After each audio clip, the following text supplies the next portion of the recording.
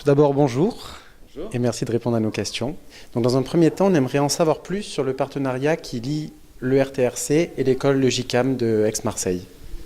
Alors au-delà du partenariat, on va dire c'est quasiment un acte fondateur puisque le RTRC a été fondé par Lucienne Cornu, qui est par ailleurs la fondatrice de l'école de journalisme de Marseille historiquement, qui a après été journalisme et communication. Et donc c'est la même personne qui est à l'origine et de l'école et de ce réseau-là. Et donc au tout début, le réseau c'était un moyen d'ancrer la formation initiale à Marseille dans un contexte plus international avec des interlocuteurs du même type sur toutes les rives de la Méditerranée. D'accord, donc c'est une sorte de suite logique aujourd'hui de continuer ce partenariat. C'est une suite, c'est un héritage. Après, ce qui est intéressant, au-delà du fait que ce soit un partenariat avec le GICAM, même si après, nous, on est plutôt focalisé quand même sur la formation d'étudiants pour travailler d'abord en France, mais cette dimension internationale, ça permet systématiquement d'avoir des apports, que ce soit de compétences ou de regards ou de positionnement, qui viennent d'autres pays du monde et qui nous rappellent que finalement nos problématiques ne sont que des problématiques qu'on voit au prisme de nos problèmes et qu'ailleurs les problèmes sont différents. Typiquement ce matin, quand Joseph Moukarzel a parlé du Liban et de la difficulté qu'il y a finalement dans ces régions-là à concilier les différentes approches communautaires, et c'est institutionnalisé là-bas. On sait aussi que c'est un patron de journal là-bas, et quand on fait du journalisme au Liban, on ne le fait pas de la même manière qu'on le fait en France, justement parce qu'il y a toutes ces différences communautaires qui ont été complètement intégrées, et d'ailleurs il a parlé de la religion comme quelque chose allant de soi, et c'est quelque chose qu'on entend de manière extrêmement rare en France, et quand on l'entend, c'est par exemple le journal La Croix, et c'est considéré comme un positionnement éditorial plus atypique par rapport aux autres.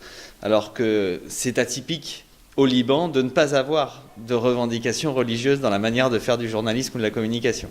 D'accord. Concernant demain, donc vous allez prendre la parole pour une conférence. Est-ce que vous pouvez nous dire 2-3 mots sur les sujets que vous allez aborder pendant cette conférence ?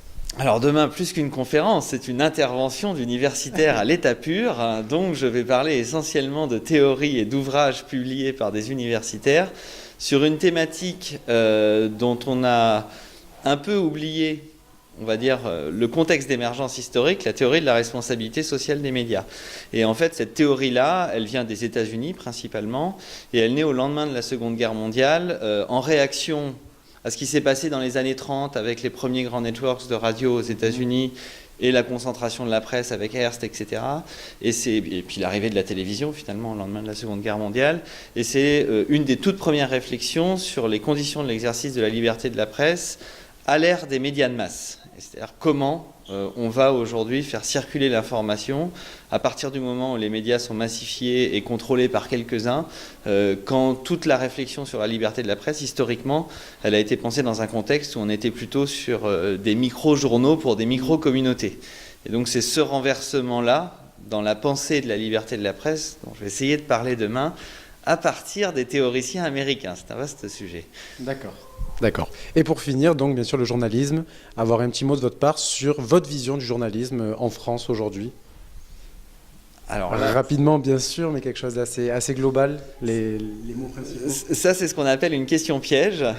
Non, honnêtement, je n'ai pas de vision sur le journalisme en France. Et d'ailleurs, ce que je pense fondamentalement, et ce qui n'est pas ressorti typiquement des débats qu'on a fait ce matin, puisqu'on traitait un sujet en particulier, je pense qu'il y a des journalismes et que l'important, c'est que ces différents journalismes continuent d'exister.